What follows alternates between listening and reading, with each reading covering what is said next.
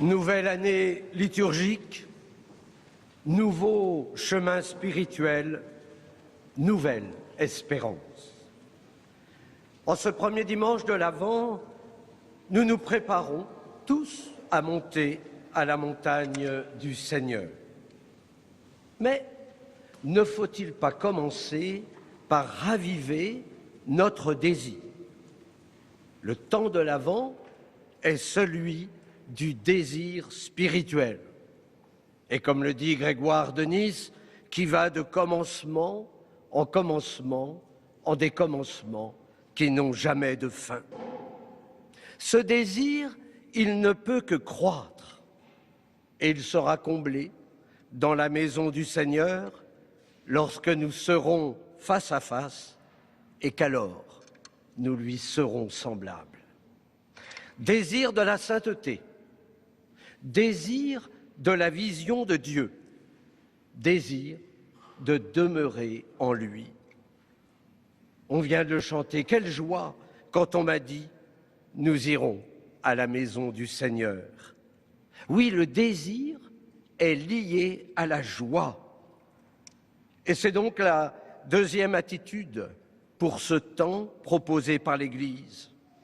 Joie de la rencontre, joie de la naissance de ce petit enfant, le Fils du Père éternel. Ah, cette joie, elle est naturellement d'abord tout intérieure. Cette joie, c'est un don de l'Esprit Saint. Nul ne peut nous l'enlever. Et elle est entretenue, cette joie, par les vertus théologales. D'abord, la joie de la foi. C'est le plus beau cadeau de notre vie, qui donne sens à ce que nous vivons, qui nous permet aussi d'ailleurs de prendre du recul. La joie de l'espérance qui nous fait monter vers la montagne. Et croyez-moi, le recteur de Notre-Dame de Paris vit de cette petite espérance. Oui, cette petite espérance qui n'a l'air de rien du tout, pour reprendre Peggy. Mais l'espérance et la foi, vous savez, ce sont les vertus de l'Exode, les vertus qui nous font avancer. Enfin, la joie de l'amour, car il y a toujours plus de joie à donner qu'à recevoir. Donc le disciple du Christ, il est habité par cette joie, et c'est une joie qui le transfigure. Comme il est triste de voir des chrétiens qui ont des têtes de poivrons vinaigrés, comme le disait le pape François. Non, ayez de belles têtes, réjouis. Le temps de l'Avent est bien celui de la joie. Et c'est saint Paul qui nous suggère alors la troisième attitude, devenir des êtres de lumière. Mais d'ailleurs, c'est sans doute lié à la joie. N'est-ce pas d'ailleurs l'œuvre du salut? Nous sommes sauvés. Oui, mais si nous interrogeons nos contemporains, on est sauvé de quoi? On est sauvé par qui? On est sauvé comment? Noël n'aura de sens que s'il y a ce mystère de la croix. Vous savez, ce sont les deux abaissements, l'incarnation, la crèche, et la rédemption, le Golgotha.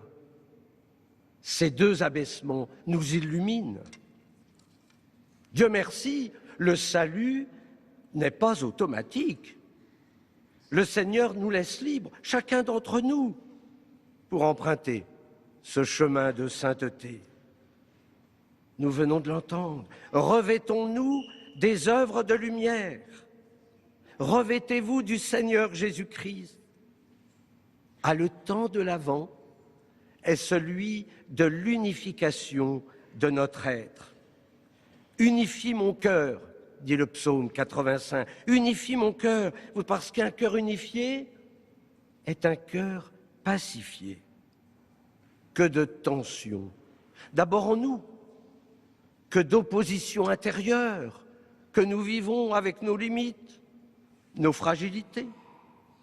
C'est pourquoi il est bon, pendant ce temps de l'Avent, de contempler le Christ dans l'Évangile, d'essayer de revêtir ses sentiments, lui qui est doux et humble de cœur.